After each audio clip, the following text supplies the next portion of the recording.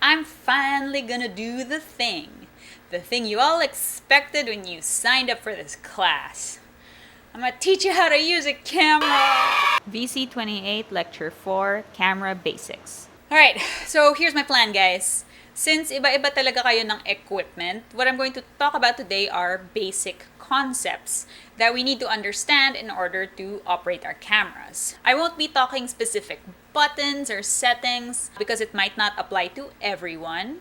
Instead, I expect you to have your manual to your camera on hand, either a digital or a physical copy, so that you can look up how to make those specific adjustments on your specific equipment. If you are using a phone to shoot this SEM, listen.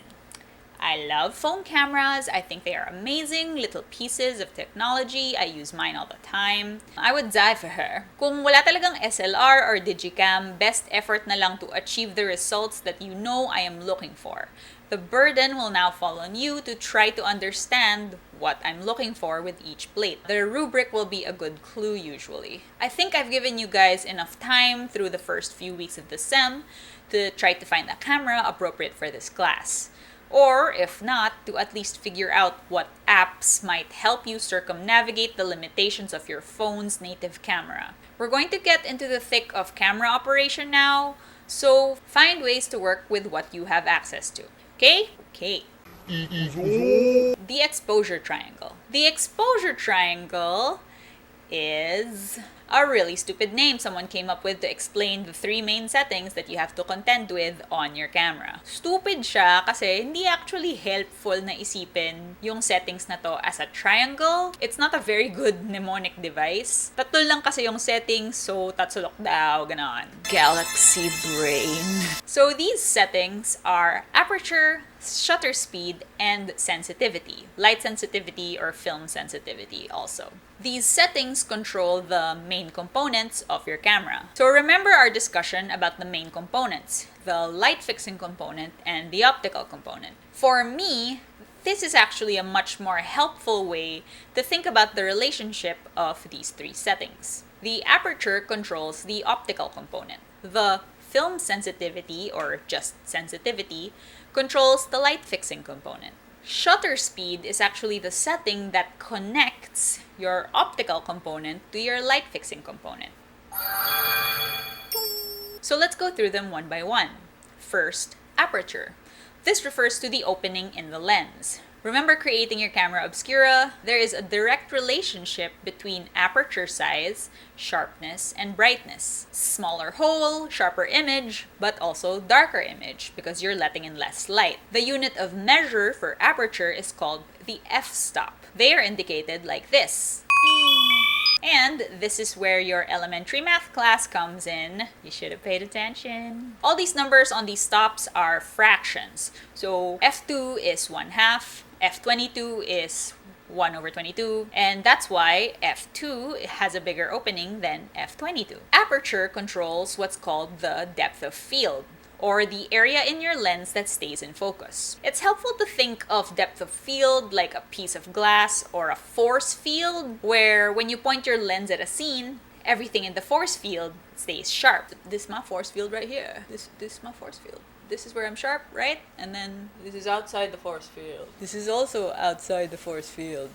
I've got quite a narrow force field here. This is because I'm using this aperture right now. So depending on the goal for your image, a shallow or deep depth of field might be appropriate. So the relationship is that if you have a bigger aperture, you get a very narrow depth of field, shallow depth of field.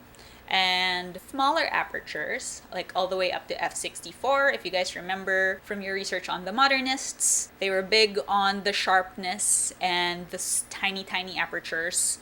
So that has a deeper depth of field. Like, look at this. Look at this right here. What's going on? What's going on? It is getting darker. Running out of light, yo. Large apertures are quite highly valued in portrait photography because they allow you to let in a lot of light in a short amount of time, so you can take really quick snaps, and the shallow depth of field helps in isolating your subjects. So these form what's sometimes called circles of confusion, like those traffic lights. Those are usually when pinpricks of light get blown out, or bokeh.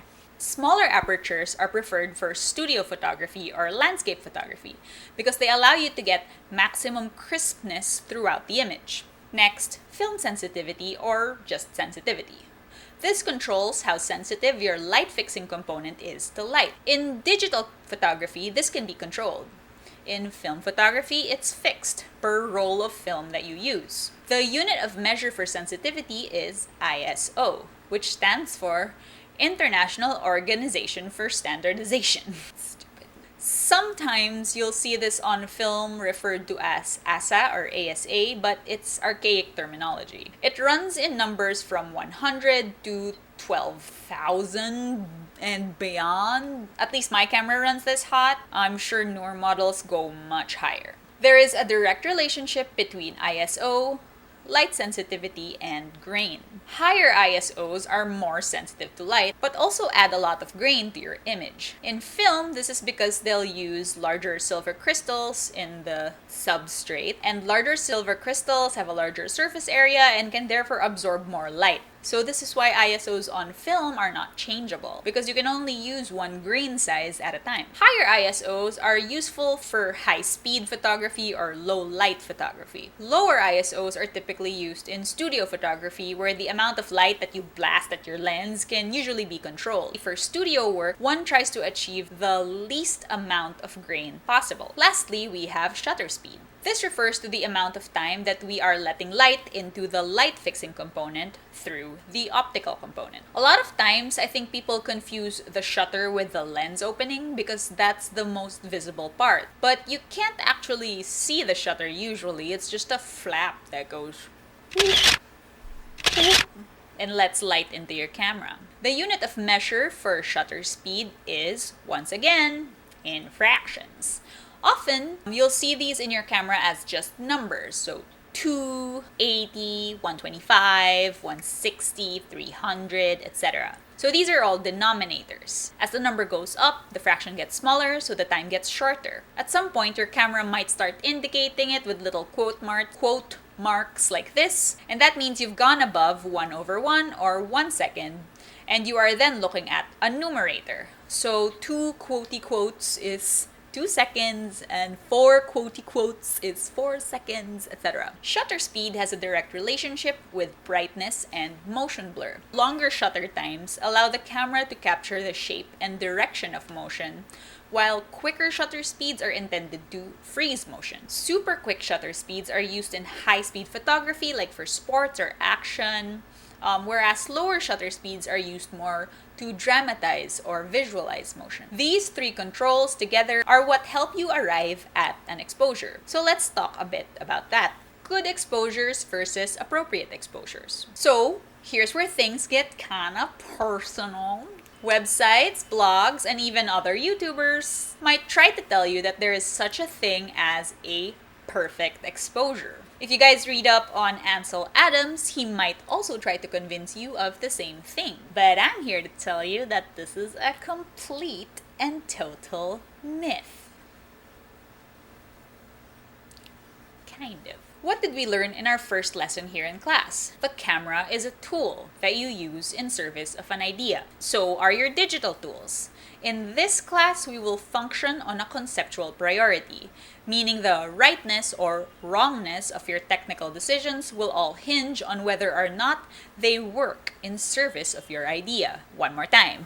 The degree to which tama o mali yung ginagawa nyo sa camera nyo will depend largely on what you are trying to do. There are some photographers out there that function on a technical priority. They probably read someone's rules on photography somewhere and decided that these rules were universal, unbreakable, gospel truth. They focus on things like sharpness and lens distortion and vignetting and fall off and chromatic aberration. Nothing wrong with that, no shade, for real. We'll learn about these things too, and I'm sure these guys are so married to their settings because it's produced some really good results for them. Consider Gio Panlilio's quarantine project, where he was photographing people outside his window. So he was taking these kind of long-distance portraits. He photographed people with a really long lens, so that means he was able to focus at a really great distance. He also created collages of scenes that he would see from his rooftop. Because of the distance from which he photographed his subjects and the degree to which he blew up his portraits, he got a lot of blur and grain. And because he was seeing many people doing different things at different times of day, he used the collage format to demonstrate that their activities were happening in different parts of the building. But for Mr. Panlilio, these visual features actually added to the meaning and significance of his work, which he felt was about distance and separation. The grain and blur and chopped up collages were a feature and not a bug. They're not things that he tried to disguise with editing. They're actually things that he enhanced or he brought out in his images in order to convey his message. Contrast this with some of the things you've heard people say about photography, like I blurred, or wag dyan against the light, or whatever reason your tita wants the waiter to retake the photo. But I'd like to reframe these for you as things that only became common because they go against what most people's goals are for restaurant group photography. Your tita just wants to take a group shot because she wants evidence that she and a bunch of people did a super chill hangout at Barcino or whatever. That's her goal. It's not to Express the emotional exasperation and indignation of a waiter at closing time. or To comment on the distance between the service industry and its customers. diba? It doesn't mean that these settings are universal or fixed. I think there's an argument some other teachers might make here that as students, you guys need to learn the rules first before you break them. My counter argument to this is that there's no such thing as rules in photography. Not universal rules anyway. Sure, there are tricks that can help you, like look up Sunny 16, but I find it's much more productive to frame all of these technical things in terms of seeing photographically. I mean, why do you think I waited until week 5 to explain to you how to use your cameras? It's because I wanted to front load this class with the idea that camera operation is only one half of photography. The other half is having a brain that works behind the camera. Plate 3, still life across the day. This week, I'd like you guys to take a look at the work of check photographer Joseph Sudik. Some of you already have as part of your research for the previous plate, but for those who haven't, here is a short bio. Joseph Sudik was an early 20th century pictorialist / modernist. Is this the slash or is this? He was drafted into the First World War where he was wounded in battle, which led him to losing his right arm at the shoulder. He returned to Prague after the war to study photography, which he managed to accomplish despite his disability.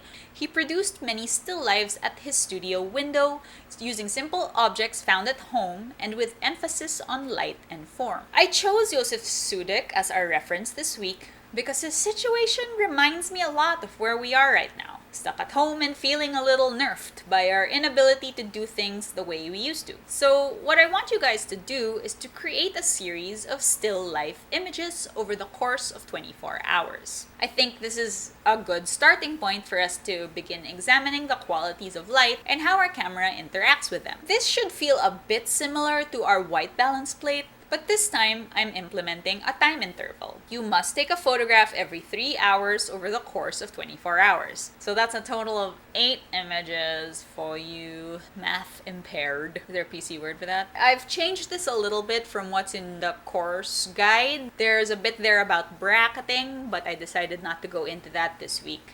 Ignore that. Let's just do the 24 hours thing. I'm assuming here that the light in your living space at least changes throughout the day. So depende na yun sa inyo if you guys are using artificial light all day, if it's tungsten, if it's fluorescent, whatever. I want you to use this plate to show me what these changes look like. So this is your goal, right? I want to see how the light changes where you live throughout the day through still lives. I'm not imposing limitations on how you light your images or even what is in your setups. You can go with just one setup or you can change it depending on where the light is. What I want to see in these photographs is you demonstrating the passage of time in your space throughout the day. This is an important clue, so keep it in mind. My other restriction will be in how you shoot this. Since I just talked cameras with you guys, I expect you all to be using full manual mode. I will assume that everything from your ISO to your aperture to your shutter speed to your white balance is carefully selected and executed.